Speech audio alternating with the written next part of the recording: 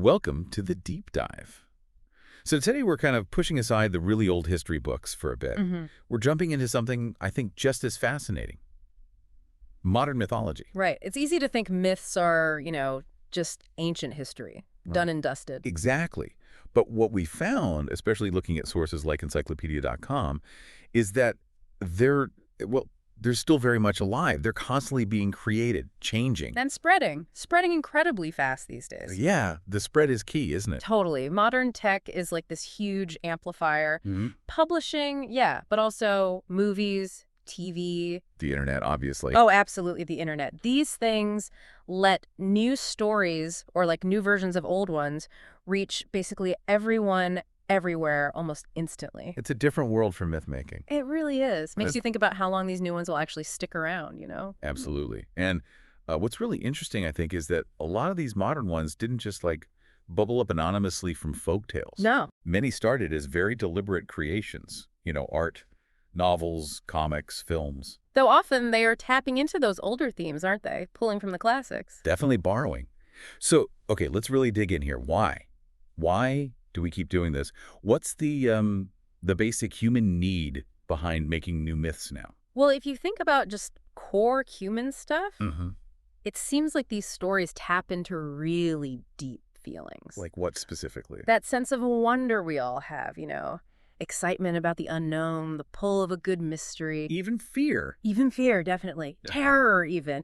It's all fertile ground for these mythic ideas to grow. And just like the really old myths, these modern ones, they often act like a mirror, showing us ourselves. The good and the bad. Exactly. The best parts, the worst parts. Often with this sort of implied lesson, like good actions get rewarded, bad ones not so much. So they're still doing that kind of societal storytelling, maybe even a bit of like subconscious moral guidance. Even now. Seems like it. And the encyclopedia.com article, it also mentions how some myths seem to come directly from our anxiety. Oh, yeah, like worries about things changing too fast. Technology, maybe. Precisely.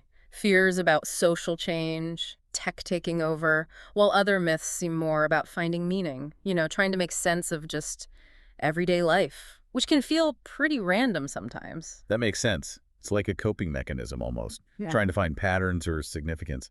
Have you noticed any specific anxieties really fueling myths right now? That's a really interesting point. I mean, think about all the anxiety around information and control in this digital age we're in. Doesn't the popularity of, say, conspiracy theories, doesn't that kind of point to a deep worry about hidden forces, people pulling strings behind the scenes? Yeah, I can see that. Or like our fascination with AI and stories, it goes back and forth, right? Amazing future or total disaster. It perfectly mirrors our own hopes and, well, our fears about where that tech is actually going. Yeah, good example. It's like these stories become a way to process these huge, sometimes scary changes together. So what are the big buckets then? The main types of modern myths we should look at. Our sources mentioned a few, like stories about beings who aren't quite human. Right, the more or less than human category. Then you've got urban legends, constantly changing. And the myths just for kids. Yep.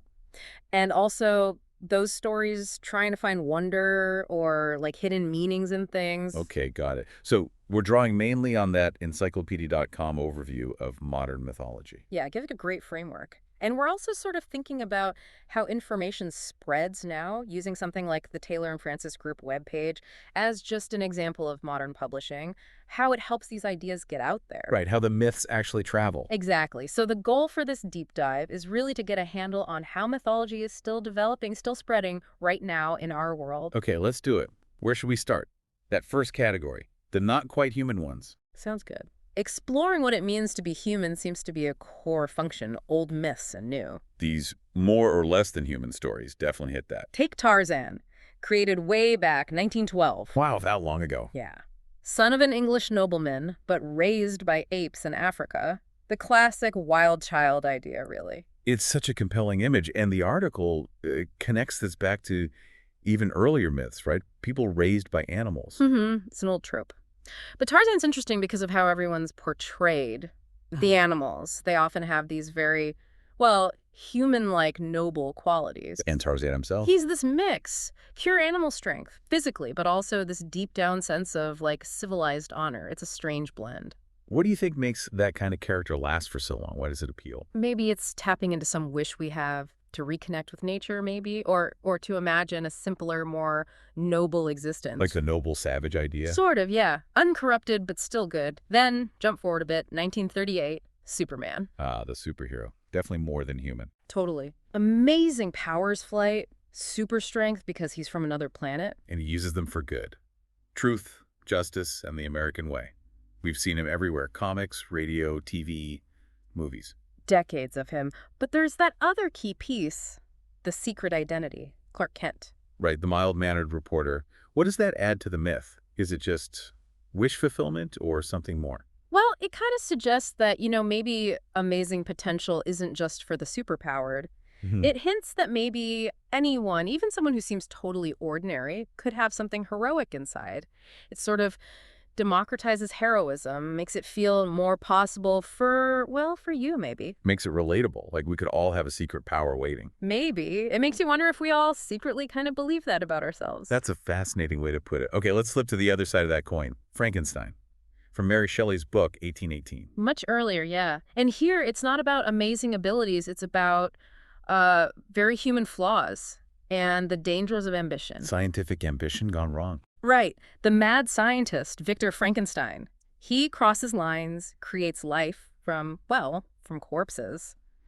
It's such a powerful warning story, isn't it? About trying to control things we don't understand, unintended consequences. Yeah, it absolutely is. Why do you think we keep retelling that one, keep reinterpreting it? It probably hits a nerve, that fear of playing God, maybe, pushing boundaries too far. Could be.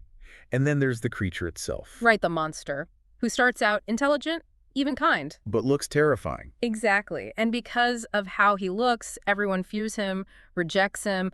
The source material rightly points out he sort of represents the misunderstood, anyone judged just by how they look, the pain of prejudice. Wow. So it forces us to look at our own biases, how quick we are to judge. I think so. It's still incredibly relevant today, that theme. Yeah. Then moving to other kinds of monsters.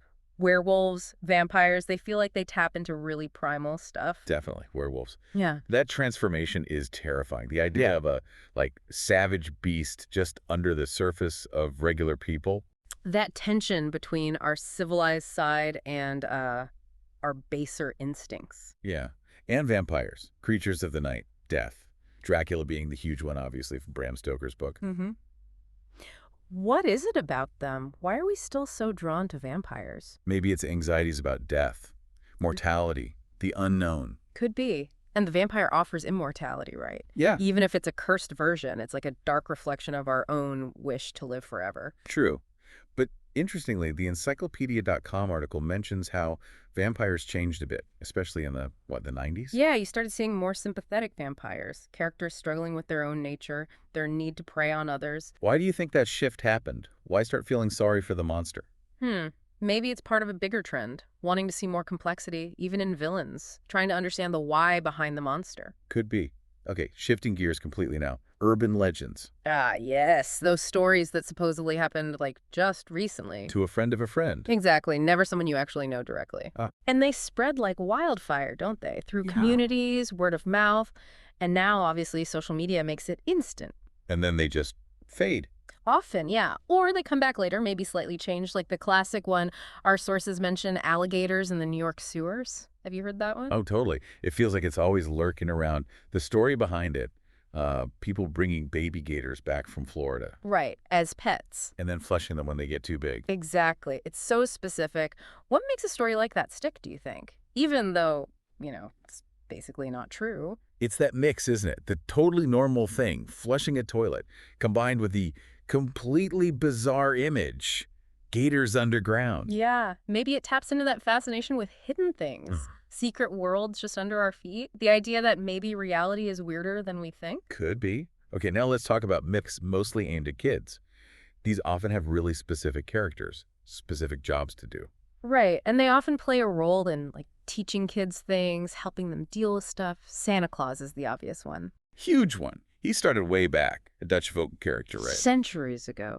But he really transformed, especially from the 1800s onwards, into this global symbol of Christmas, giving gifts. But only to the good kids. Right, there's that moral element again. And the whole mythology around him now is so Detailed. The North Pole, the workshop, the elves. The reindeer. It's this whole magical world for kids. Then there's the Easter Bunny. Another odd one, if you think about it. A bunny bringing eggs. Candy eggs. Yeah, where did that come from? The source mentioned older roots. It did. It seems to connect back to really ancient ideas about eggs and rabbits being symbols of fertility, new life in the spring. Possibly linked to an old Germanic goddess, Istra or Ostara. Wow, okay, so even the Easter Bunny has deep history. Often the case. Yeah. And besides these nice gift givers, parents sometimes use other figures, right, for Right. behavior control. The bogeyman? Encyclopedia.com mentioned him. That shadowy thing hiding in the closet. Used to warn kids who aren't behaving. Definitely plays on fear of the dark, the unknown. Very old folklore roots there, English and Scottish. Mm-hmm. And on the nicer side, the tooth fairy. A much more recent invention, seems like. Trading teeth for cash. Makes losing a tooth less scary, maybe even exciting. Exactly. So these kid-focused myths, they help children navigate the world, understand rules, cope with little anxieties.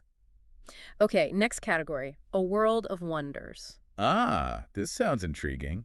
This is where myths try to add drama or maybe find some hidden meaning in things that might just be random. And the fact that these stories get written down or spread online makes them feel more real. That's a huge factor. Once it's in print or shared a million times, it takes on this air of, like, fact, even if it's not. Like the curse of King Tut's tomb. Perfect example. The article points out it basically started as hype from newspaper writers back in the day. Sensationalism. But it turned into this whole legend. Mummies attacking people who disturbed the tomb. Yeah. These tales of revenge from beyond the grave.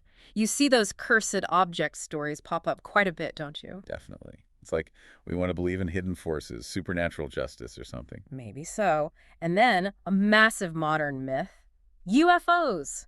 Unidentified flying objects. Right. That really took off after that sighting in 1947, Kenneth Arnold. That seemed to be the spark. It's amazing how it grew from there. The source material tracks how those first reports of weird things in the sky. Just exploded. Turned into stories about alien spaceships, different kinds of aliens. By the late 90s, you had really elaborate stories, abductions, government conspiracies. It's a whole mythology built in just a few decades. And the article draws a parallel there, doesn't it, to older myths? It does, like old stories of people being snatched by fairies or seeing ghosts. It's like we use similar story structures to explain things we don't understand, whatever era. The same basic fear or wonder, just with different characters. Seems like it. Being taken by mysterious beings, that resonates, whether it's fairies or aliens. And isn't it kind of ironic, the fact that there's no solid proof of UFOs actually seems to fuel the belief for some people? Right. The lack of evidence becomes evidence of a cover-up. A massive government conspiracy hiding the truth. Why do you think that explanation is so appealing? Well, it probably taps into some distrust, maybe. Distrust of authority, governments, people in power. The feeling that they are hiding things from us. That makes sense. That feeling of hidden agendas, unseen forces. It's a theme in a lot of conspiracy theories, isn't it? Very much so. And underlying a lot of these modern legends, as Encyclopedia.com says, is just this basic human desire. The search for the marvelous and strange. We want the world to be more exciting, more mysterious than it seems. I think so. You see it in the stories about mysterious creatures, right? Still going strong. Like Bigfoot, Sasquatch. Yep, in North America. Or the Yeti, the abominable snowman in the Himalayas.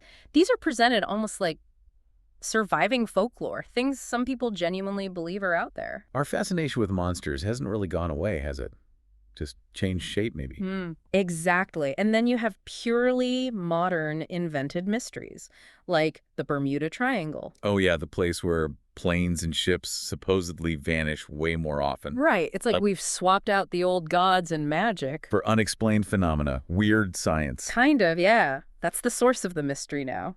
Unexplained forces rather than angry gods. So, wrapping this deep dive up, it's really clear that mythology isn't just old stories and books.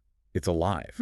It's dynamic, constantly changing, evolving right here in the modern world. Shaped by our new technologies, definitely, but also by those really old, enduring human needs to explain things, to feel wonder. To figure out who we are, what we're afraid of. Exactly. From superheroes giving us ideals to urban legends warning us to, searching for aliens or Bigfoot. All these modern stories, they really reflect us, our current anxieties, our hopes, that ongoing search for meaning. It's a mirror to our times. So here's something to think about as we finish.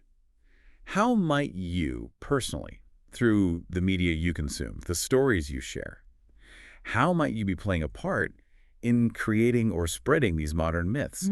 And what do the stories that really grab us collectively, what do they actually say about our society right now? That's your food for thought. Thanks for joining us for this deep dive.